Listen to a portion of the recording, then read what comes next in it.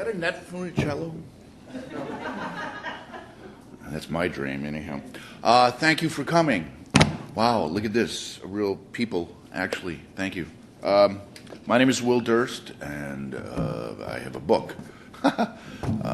This is unusual for me. I'm usually a stand-up comic, but that I'm too old for comedy clubs now, so now I'm writing. So this is what I'm doing.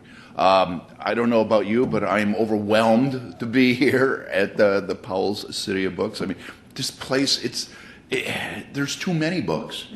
Is there such a thing? There are too many. I mean, you get overwhelmed. It's like looking at an optical illusion. You actually get nauseous because there's so many books. Not that I'm trying to, encourage that. This is my second stop on my little tour. I was at Elliott Bay in Seattle yesterday, so I'm doing, the top of the line right off, and then I'll go on to like a little Borders in a mall with 3 books, and nobody will show up. So I'm working my way backwards. But thank you for coming. I'm gonna read a couple of things, and then I'll take questions, and you probably have many questions. I do. So maybe I can ask you some questions.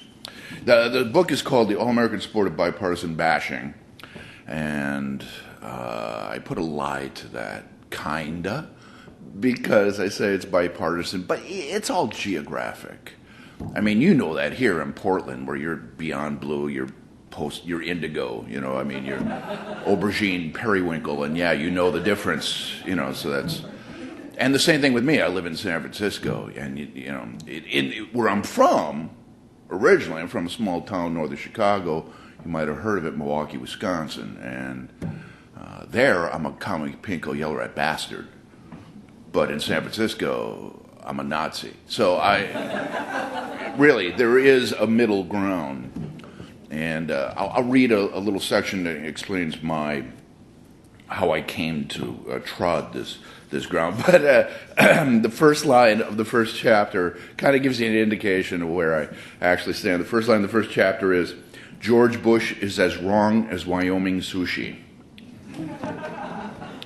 And he seems determined to continue to be wrong, in a tank with no brakes, headed down a hill towards a Boy Scout camp at the break of dawn sort of way. He was wrong about Saddam's weapons of mass destruction. He was wrong about Iraq's ties to al-Qaeda. He was wrong when he told the UN that a mobile weather van was a chemical lab on wheels.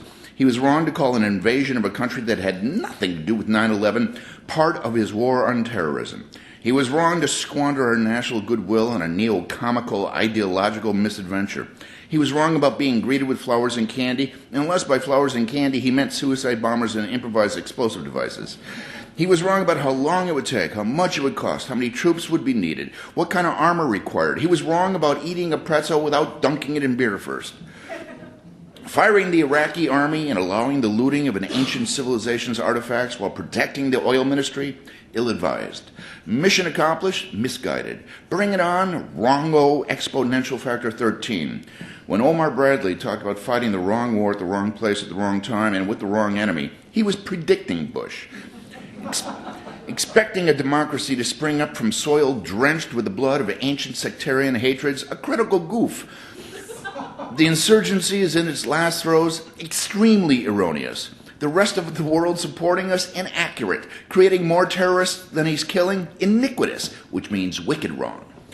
Counting on Iraqi Prime Minister al-Maliki to exhibit the will to succeed, delusional. They hate us for our freedoms? Nope, sorry, that's counterfactual. They hate us for our guns and our bombs and the fact that we act like God hid our oil under their sand. Declaring anybody who disagrees with him is comforting the enemy, not right. He was mistaken about Iraq's falling into sectarian strife, then denying it's a civil war. And when he says we are actually winning, oh, buddy, that is so, what do you call it, imprecise.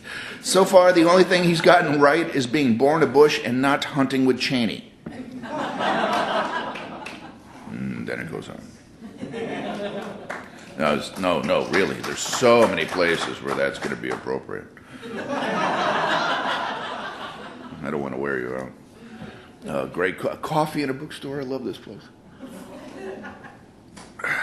This one, because I live in San Francisco and I live in, it's a little to the left of Fidel there. So sometimes I'm just a third-generation factory rat from Milwaukee, Wisconsin. So sometimes, they can drive you nuts. I mean, sometimes you just want a cheeseburger. You don't need it covered in a mango chutney aioli. You know what I mean?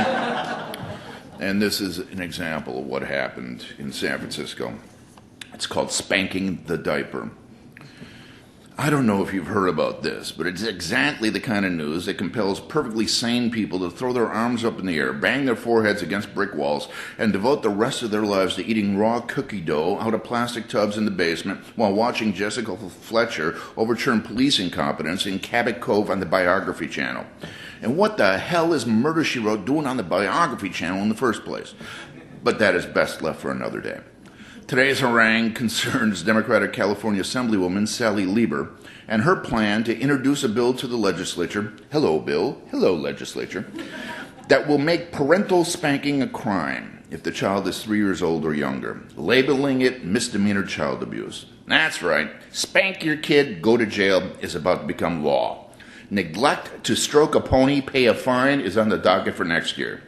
And the polyester banky ban, still stuck in conference. Now, don't get me wrong. I understand Lieber's motivation. As a card-carrying member of the nanny party, she's unable to control her insatiable urge to protect us from ourselves.